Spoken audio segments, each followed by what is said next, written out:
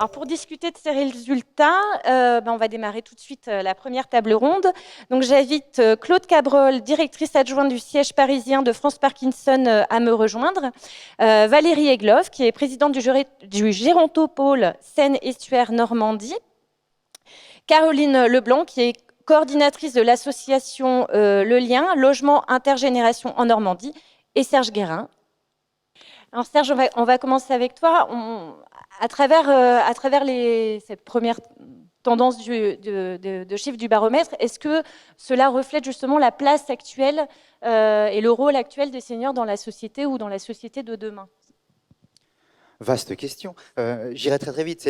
On voit bien les personnes, ça a été dit tout à l'heure, hein, les utilités que l'on peut avoir. On voit bien que les personnes, c'est d'abord ça. C'est-à-dire que je cherche à être autonome, parce que si je suis autonome, je peux, entre autres, aider les autres. Et finalement, j'ai besoin de cette utilité fonctionnelle pour pouvoir ensuite assumer l'ensemble des autres utilités. Mais je me dis que si je ne suis pas autonome, je vais avoir beaucoup de mal. Donc il y a à la fois une problématique de dignité. Je ne veux pas demander aux autres, je ne veux pas être, entre guillemets, à la charge. Et ensuite, si je ne veux pas l'être, ce n'est pas que pour une question égoïste, c'est aussi parce que c'est la condition sine qua non pour qu'ensuite je puisse aussi contribuer à une société plus solidaire. Puis sans doute que le deuxième élément, si je reste juste là-dessus, le deuxième élément, c'est sans doute aussi une certaine crainte.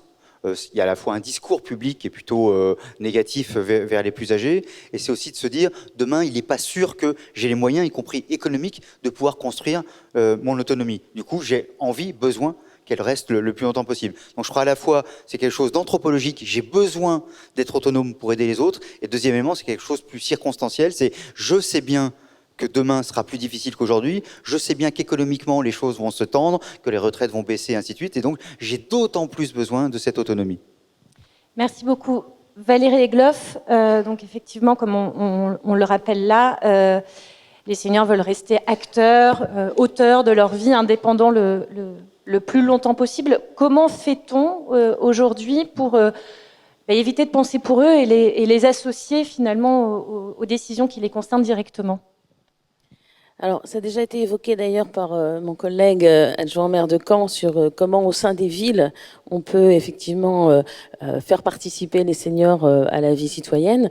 Alors, vous m'avez présenté effectivement comme présidente du Gérontopôle, je suis aussi adjoint maire du Havre en charge des personnes âgées. Et la ville du Havre, comme un certain nombre d'autres villes en France et quelques villes normandes, fait partie du réseau Ville Amie des aînés. Et au sein de ce réseau, on a justement cette démarche, cette méthode de travail qui fait qu'on va d'abord interroger les seniors dans nos communes pour déjà voir s'ils sont satisfaits de ce qu'on leur propose et ce qu'ils peuvent nous souhaiter de nouveau à mettre en place dans les communes. Donc c'est une façon dont on fonctionne à la ville du Havre.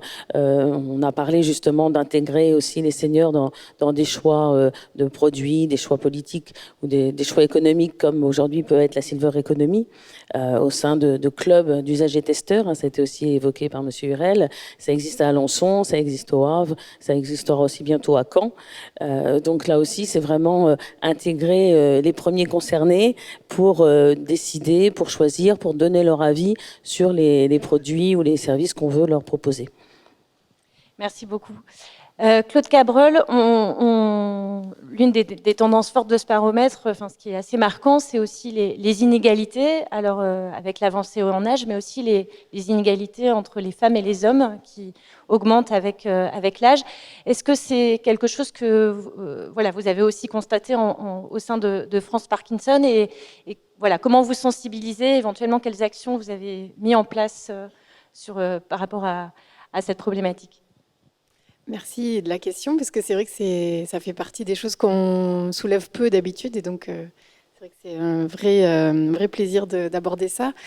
Pour vous dire juste du coup d'où je peux parler, c'est simplement que donc France Parkinson, c'est une association nationale qui est essentiellement portée par des bénévoles, enfin des personnes, effectivement des adhérents qui sont tous concernés de près ou de loin par la maladie, mais dont un certain nombre d'entre eux sont engagés plus précisément donc, sur les actions dans les territoires, dont un certain nombre de représentants ici, de représentantes d'ailleurs, que je salue, qui sont des femmes ici aujourd'hui. Et sur cette question en fait, des inégalités hommes-femmes, nous, on la retrouve dans l'épidémiologie. Enfin, la maladie de Parkinson, historiquement, c'est une maladie qui a avant tout touché les hommes. Non pas qu'il soit particulièrement fragile, mais enfin, lui en tout cas il prétend. Mais parce que en fait ils étaient de par leurs activités professionnelles plus exposés aux facteurs environnementaux qui étaient déclencheurs parfois de cette maladie. Et donc c'est vrai que le rôle de la femme du coup il a été bon, on le sait tous historiquement auxiliaire éducatif, auxiliaire parfois professionnel, et du coup il se transformait au moment du vieillissement en auxiliaire médico-social de fait, domestique, au sens de la sphère domestique. Et du coup, ça a questionné à nouveau le choix politique de l'État français qui a été toujours de dire on renvoie on confine à la sphère privée, à la sphère domestique, la question de l'accompagnement vraiment du vieillissement à domicile. Et ça a été un choix politique longtemps porté, qui n'était pas celui, par exemple, d'autres pays européens, et en tout cas qui nous a concerné longtemps. Et c'est finalement aussi parce que les femmes ont commencé elles-mêmes, effectivement, à travailler beaucoup plus massivement, donc à être aussi malheureusement exposées à la maladie de Parkinson, et que donc c'est quand les hommes aussi sont devenus ce qu'on appelle de ce terme assez peu agréable des dents, qu'aujourd'hui on sort depuis à peu près une quinzaine d'années vraiment de cette espèce de sentiment de devoir, d'ordre naturel des choses que la femme soit l'aidante. On sort du sentiment de culpabilité, on sort de cette espèce de défaussement sur la relation conjugale de la question de l'aide, et que donc pour nous, une des façons de défendre aussi la mixité et l'égalité des droits hommes-femmes, c'est aussi celle depuis très longtemps, aujourd'hui depuis 35 ans qu'on existe, de porter la question de la reconnaissance de la nécessité d'introduire au domicile des tiers professionnels, effectivement, de reconnaître des droits à l'aidant et des droits à exister en tant que tel, et non pas simplement en tant que auxiliaire de fait, un petit peu implicite, qui était le rôle en fait vraiment de la femme chez nous. Donc voilà, nous, notre façon de contribuer à ça, c'est de dire qu'on a toujours maintenu et on maintient toujours ce combat, pas seulement nous, hein, toutes les représentants d'associations de malades, mais c'est vrai qu'on a vraiment cette question-là très à cœur, en tout cas. Merci beaucoup. Caroline Leblanc, vous avez participé activement à la mise en place d'habitats ou de logements intergénérationnels en Normandie à travers votre association. On voit dans le baromètre qu'il y a une tendance que le numérique, en fait, prend une place de plus en plus importante dans la vie des aînés. Est-ce que c'est quelque chose que vous constatez, vous également, et notamment dans les échanges entre les jeunes et les seniors, ou c'est encore quelque chose d'un peu abstrait pour les aînés? Alors oui, il y a une progression. Quand même, chez les jeunes retraités, l'utilisation numérique est vraiment important, mais chez les personnes plus âgées, c'est vraiment très occasionnel. Donc voilà, ça dépend de la tranche d'âge, entre 60 et 90 ans et 100 ans. Donc à l'association, on a toutes ces tranches d'âge-là. Donc en fonction de l'âge, c'est plus ou moins important. En tout cas, c'est sûr que les jeunes qui cohabitent avec des retraités vont pouvoir aider les retraités à les débloquer avec leur ordinateur. Parfois, ils sont sur des situations, est-ce que tu peux me remettre le Wi-Fi ? Est-ce que tu peux m'aider à m'inscrire sur le site de covoiturage, Blablacar par exemple, pour que je puisse aller voir ma fille à Paris. Donc là, ça leur permet par exemple de rester indépendants pour pour se déplacer. Il y a aussi parfois des retraités qui vont utiliser Skype, le logiciel Skype de vidéoconférence, pour pouvoir partager les repas en même temps que leur fille qui va être à 400 km d'écart. Donc ils mangent en même temps par vidéoconférence. Donc ça permet de maintenir surtout les liens intrafamiliaux. Et puis, oui, aider à envoyer des emails ou à lire les emails. Ça, c'est demandé par les retraités pour recevoir des photos des petits-enfants, des enfants. Et puis j'utilise aussi tout ce qui est jeux de solitaire, jeux de cartes aussi.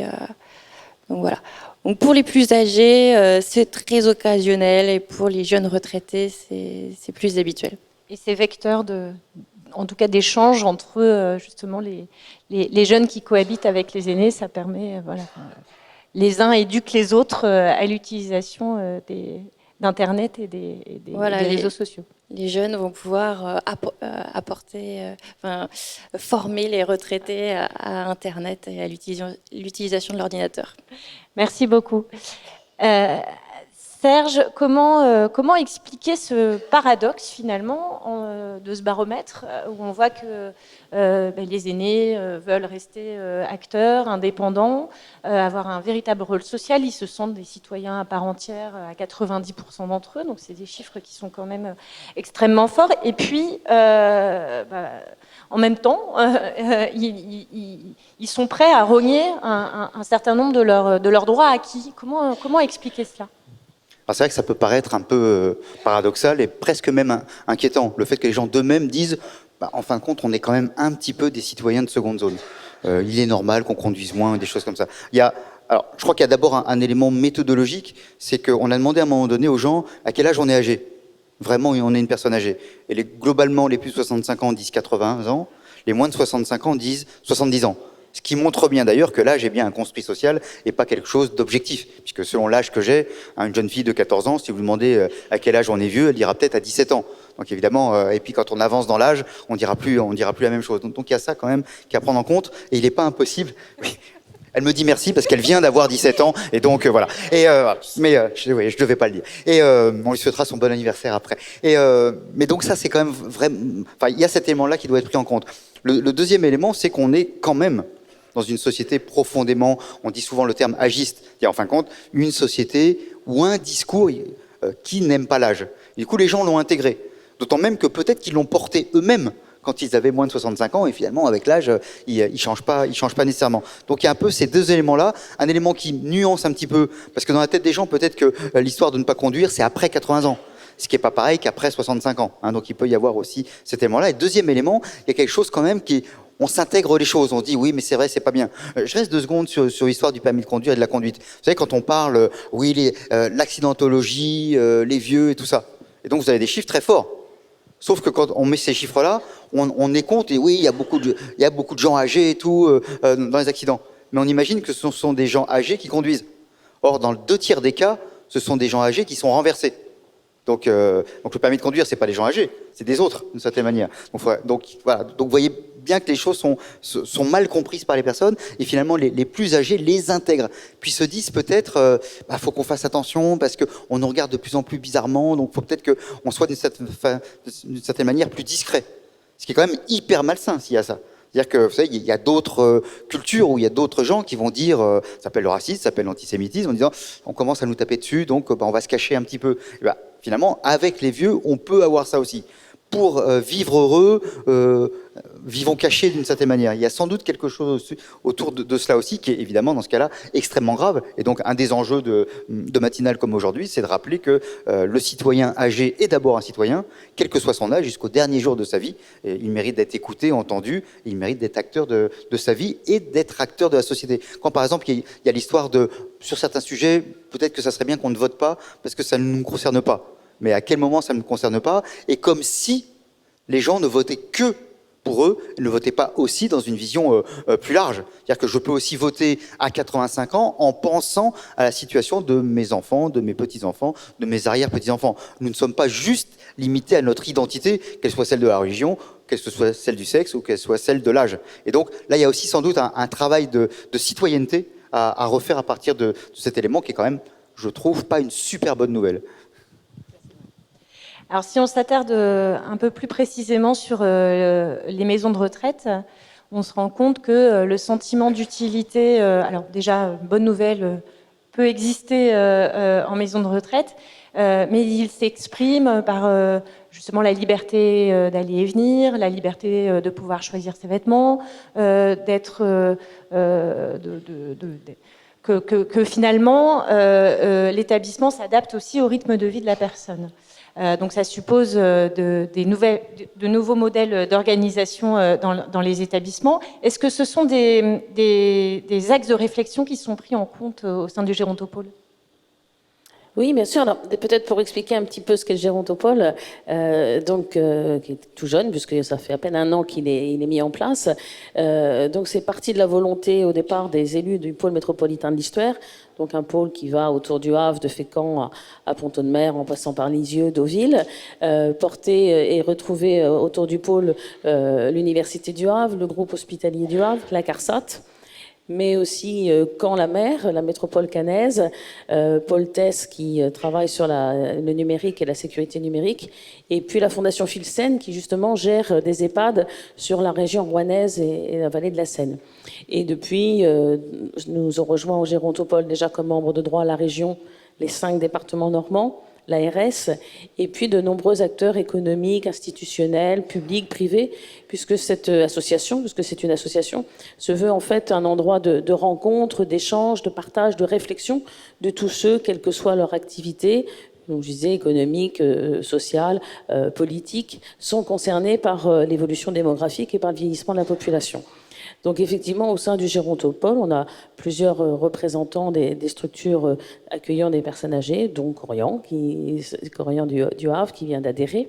Et effectivement, on a fait différents groupes de travail, et un groupe travaille justement sur cette approche à la fois de l'EHPAD, de la maison de retraite, et aussi de la formation des professionnels qui travaillent dans ces établissements. Et justement, cette volonté, pour répondre à ce qui est justement dit dans votre sondage sur la volonté des résidents, c'est de rester libre de ses choix.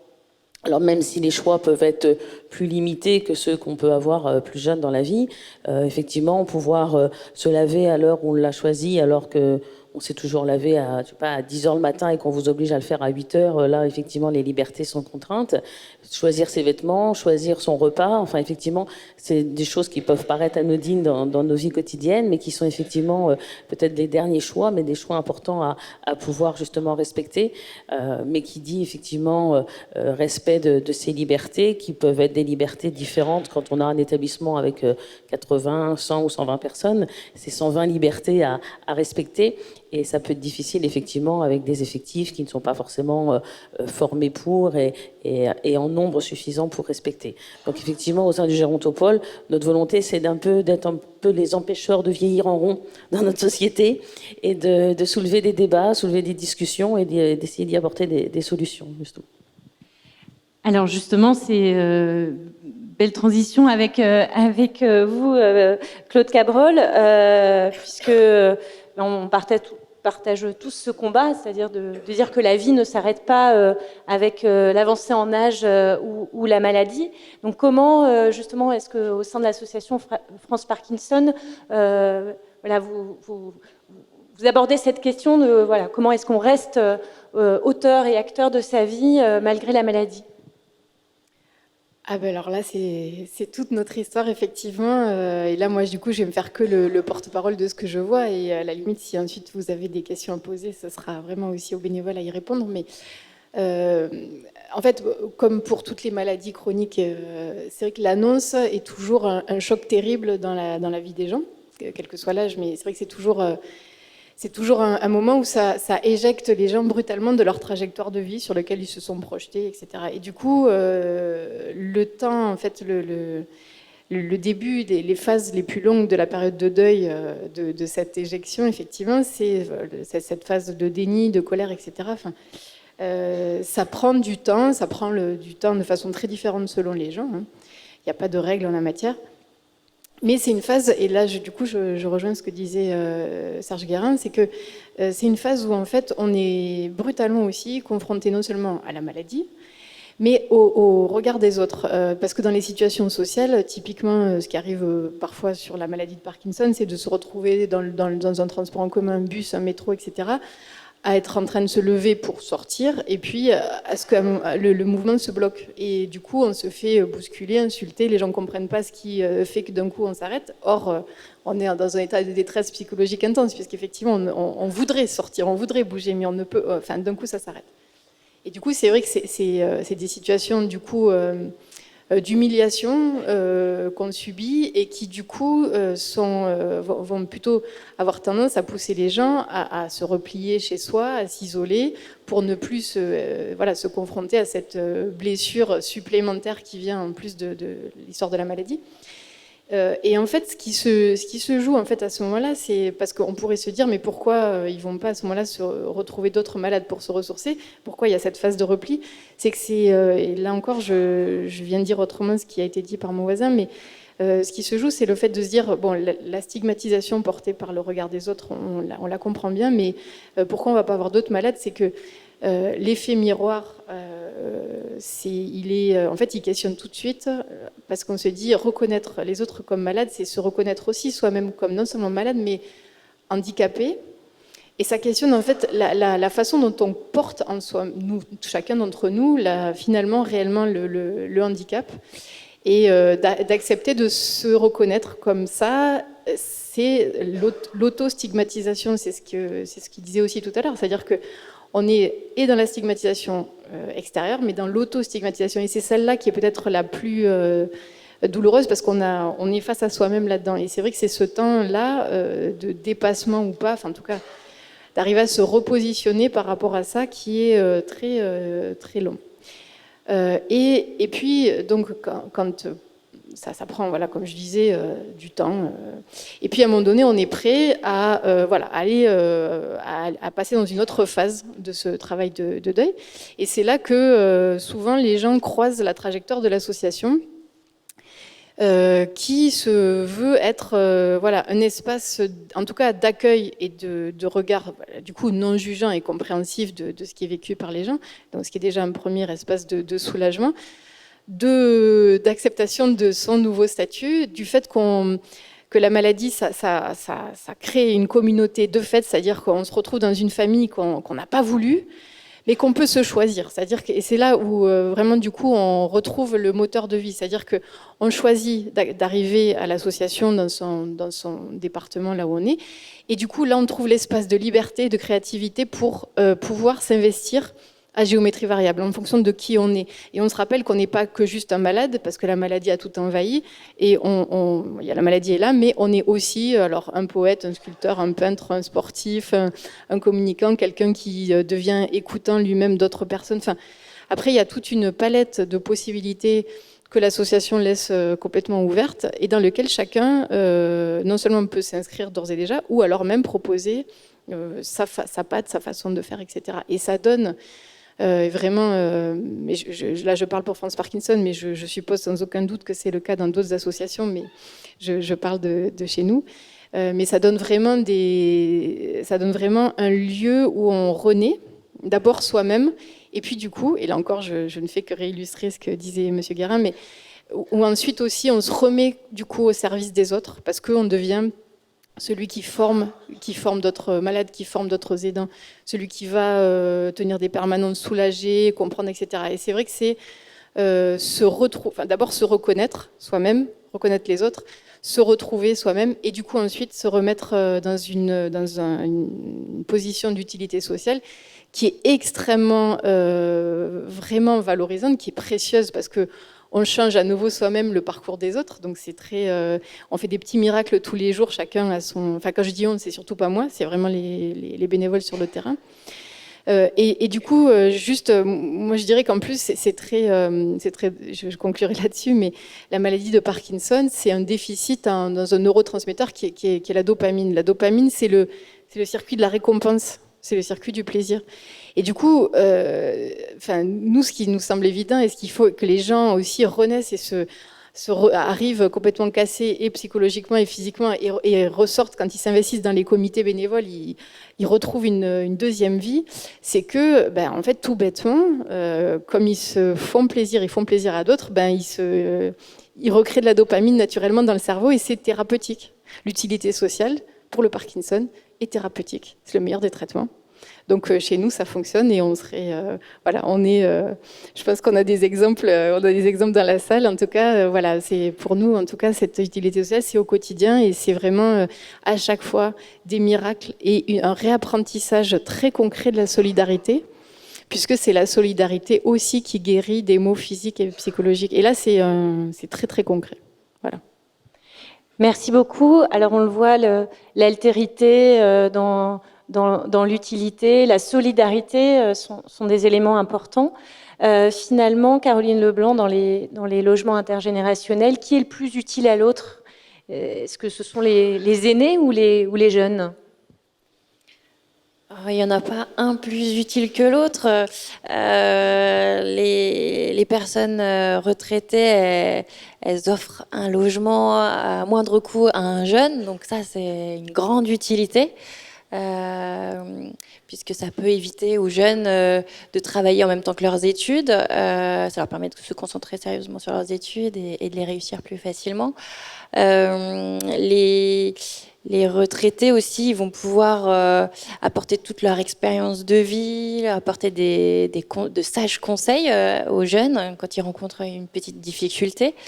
Les jeunes, eux, ça va être des petites utilités au quotidien qui vont pouvoir être apportées. Tout à l'heure, on a parlé de l'aide au numérique. Ça peut être le petit service au quotidien, fermer les volets, sortir les poubelles. Enfin, c'est un partage des tâches de la vie quotidienne. Hein. Il ne remplace pas une aide à domicile ni une aide ménagère, mais c'est des petits services comme un petit-fils pourrait rendre à sa grand-mère. Les jeunes vont pouvoir apporter un peu de discussion, d'échange. Ça permet de rompre un peu la solitude. Les jeunes, enfin, il y a des personnes âgées qui restent parfois dans leur maison, qui sortent pas avec l'âge. Plus il y a une avancée en âge et plus ils restent enfermés à la maison. Les jeunes viennent de l'extérieur, vont apporter vont pouvoir transmettre, expliquer ce qui se passe à l'extérieur, apporter les actualités du monde extérieur. Et qu'est-ce qu'ils peuvent aussi rendre service surtout, oui. Ce qui est le plus important, c'est que si les jeunes sont là, c'est une présence bienveillante. Donc s'il arrivait quelque chose à la personne âgée, si elle rencontrait une situation d'urgence, si elle tombait, si elle avait un problème grave, le jeune est là pour alerter les urgences ou juste alerter la famille, tout dépend de la situation d'urgence.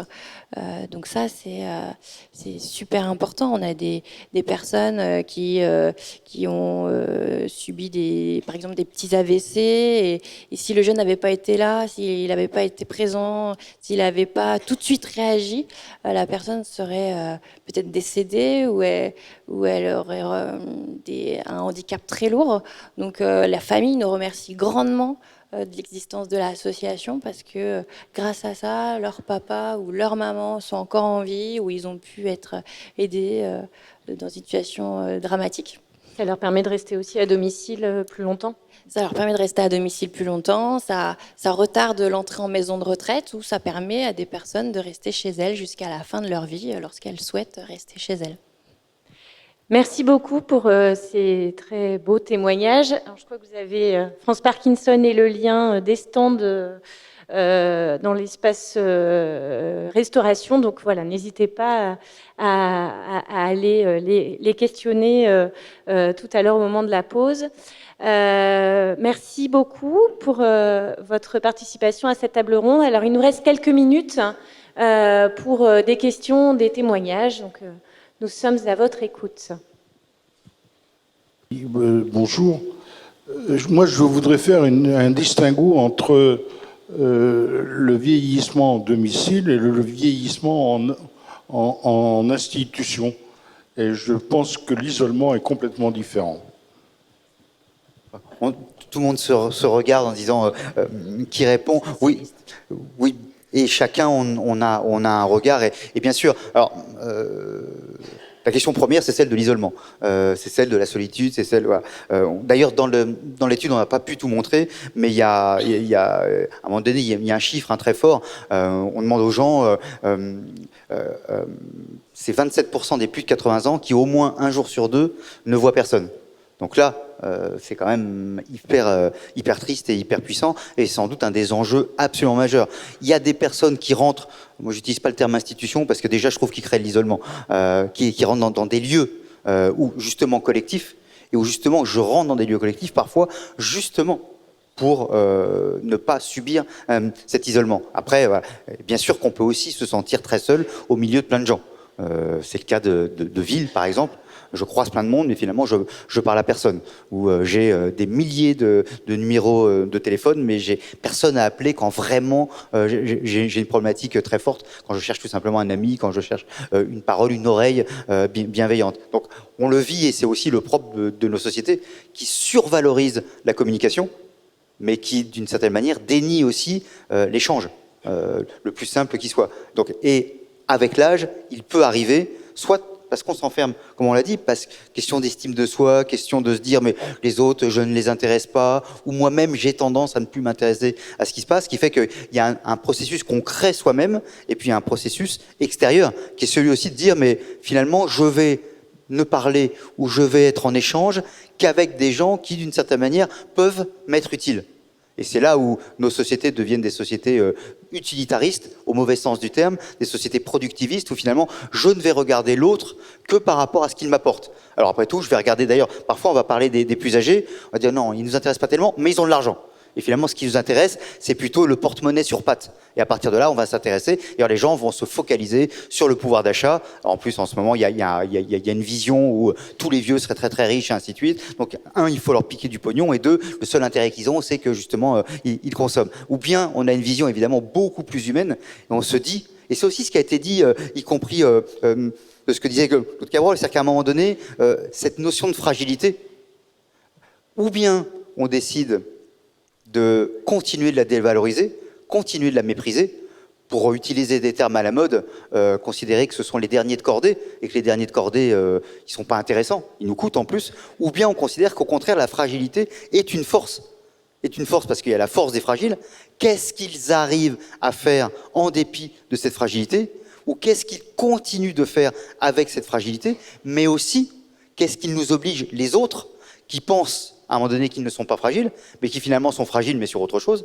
Et qu'est-ce que ça nous fait réfléchir de voir une personne qui, dans telle ou telle situation, se comporte de telle ou telle manière. Donc ça nous oblige aussi, et c'est, je crois, le propre aussi de l'âge, ça oblige aussi une société, ça oblige aussi chacun d'entre nous à regarder avec des yeux d'humain, avec des yeux d'humanité, la fragilité en se disant mais qu'est-ce que je fais par rapport à ces personnes? Au-delà de l'admiration, qu'est-ce qu'ils arrivent à faire, mais c'est aussi quelle est ma situation par rapport à ça. Et si on inverse les choses comme ça, finalement, ces questions de solitude, on les inverse complètement, et c'est plus de la solitude, c'est plus de l'isolement, c'est comment on construit ensemble, tout simplement, une société d'interdépendance, où chacun, avec nos possibilités, avec nos moyens, on essaie de construire avec les gens plus fragiles, qui, encore une fois, nous apportent quelque chose, et sans doute que les plus fragiles nous rendent nous-mêmes un petit peu moins fragiles, ou un petit peu moins insensibles à la fragilité. Et peut-être que la plus grande des fragilités, ou la plus grande des bêtises, serait de ne pas être sensible à la fragilité, c'est-à-dire à nous.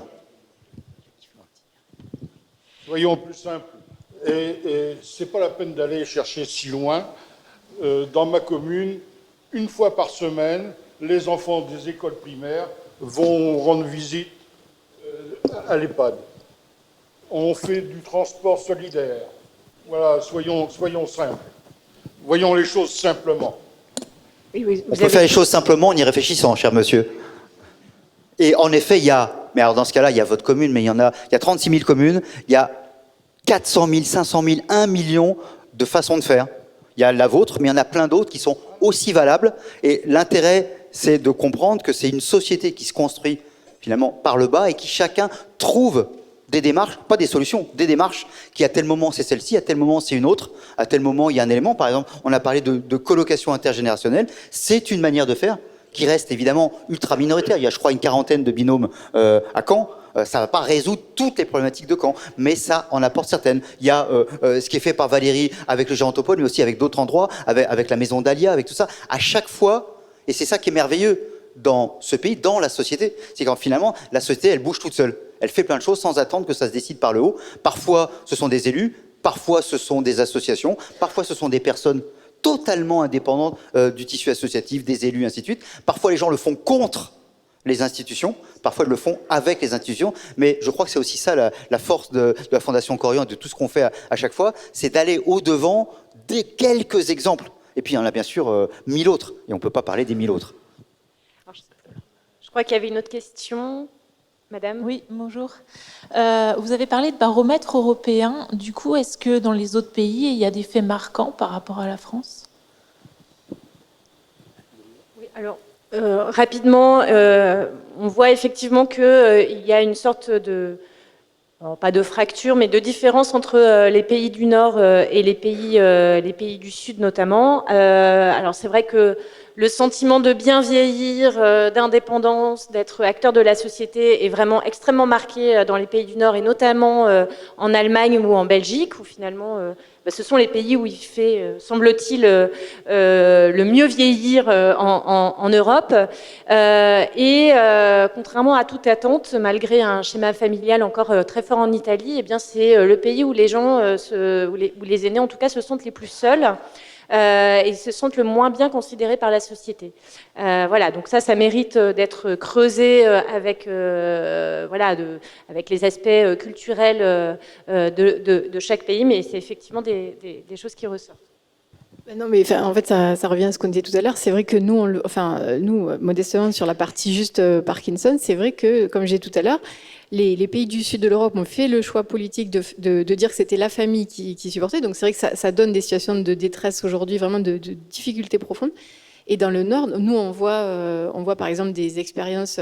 Alors là, je reprends l'Allemagne, c'est pas pour faire de l'Allemagne le pays rêvé, le paradis du vieillissement, mais c'est vrai que où le vieillissement est totalement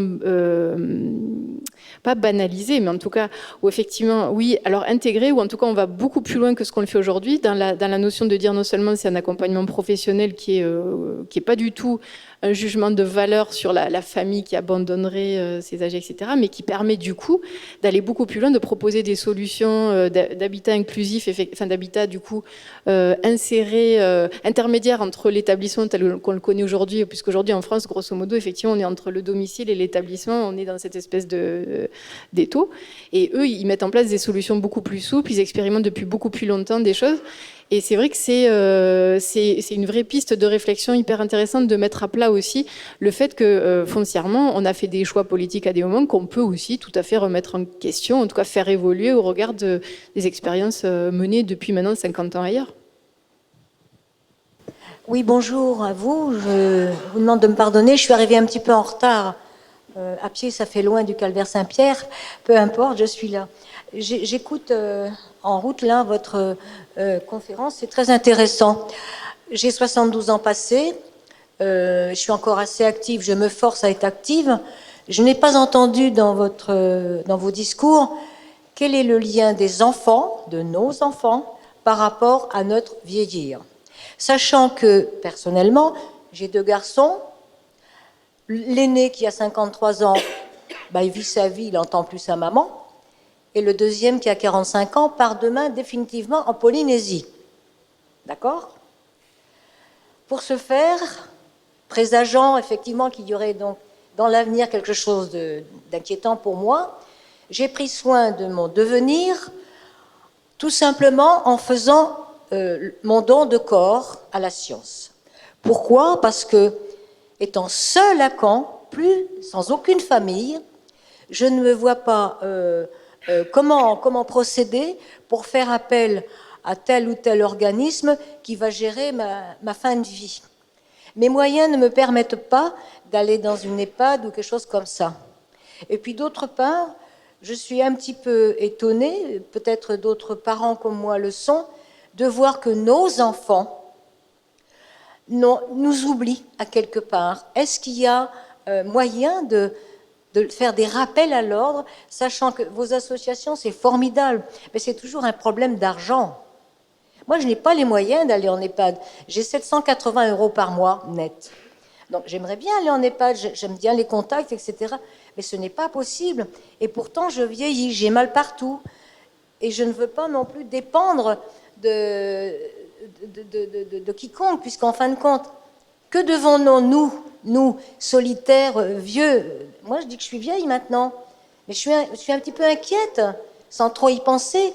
Que devenons-nous? Bien entendu, il y a toutes ces structures qui sont formidables. Mais quand on ne peut plus, que ce soit la Parkinson ou l'Alzheimer, je vais peut-être en faire partie, je ne sais pas, comment vit-on? Est-ce que d'autres parents ici sont dans mon cas? J'aimerais bien les entendre. Merci de votre accueil. Alors, merci Madame pour ce témoignage. Il y aura une table ronde qui, je pense, va vous intéresser juste après sur effectivement la parentalité.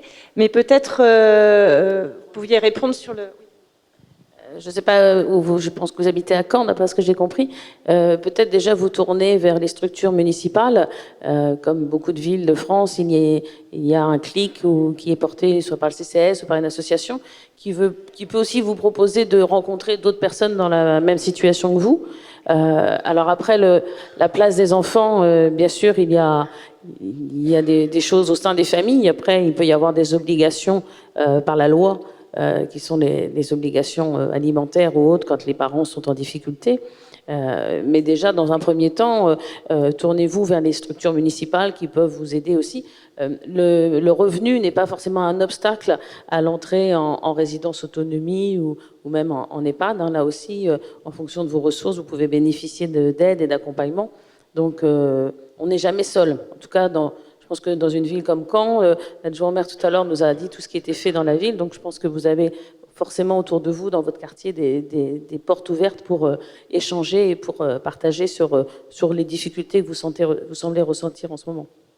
Oui, effectivement, vous avez l'aide personnalisée à l'autonomie qui peut vous aider, et c'est le CLIC au niveau du conseil départemental du Calvados qui pourra vous renseigner, vous guider, mais il y a des aides financières qui sont prévues pour soit rester chez soi et avoir des aides à domicile, ou pour partir en maison de retraite. Donc vous avez ce genre d'aide financière, et puis c'est vrai que vous avez une multitude d'associations qui existent, même si... la colocation, voilà, avec des jeunes. Accueillir un jeune chez soi. C'est vrai qu'aujourd'hui, avec la mobilité, les enfants ils partent partout aux quatre coins du monde, et il faut se construire un réseau au niveau local. C'est pour ça qu'il y a l'association Lien qui existe pour accueillir chez soi un jeune. C'est pour ça que c'est vrai que c'est important de construire son petit réseau d'amitié, faire du bénévolat, avoir des activités de loisirs parce que c'est vrai qu'on peut pas toujours compter sur ses enfants, malheureusement, qui sont très très loin. Donc il y a beaucoup de personnes comme vous, surtout dans les grandes villes, qui rencontrent ce genre de situation. Vous n'êtes pas seul. Hein. Merci beaucoup. On prend une dernière question. C'est pas une... C'est bon, excusez-moi. C'est pas une question, c'est juste une observation et rebondir sur ce qu'a pu dire Serge Guérin tout à l'heure et qui va un petit peu dans ce que vient de dire Madame. Dans les initiatives individuelles, j'en fais partie, suite à un vécu personnel d'aidante, alors que ce mot n'existait pas il y a 12 ans, voire 14 ans. Je développe une activité d'aide administrative à domicile, un service à la personne, pour aider les gens dans leur démarche administrative, comme il a été souligné dès le début, que ça fait partie des choses sur lesquelles, à un moment donné, on perd l'autonomie par rapport à ça. Et donc, je me déplace, je vais au domicile des particuliers pour les aider à monter notamment les dossiers d'APA, les dossiers relatifs avec la MDPH.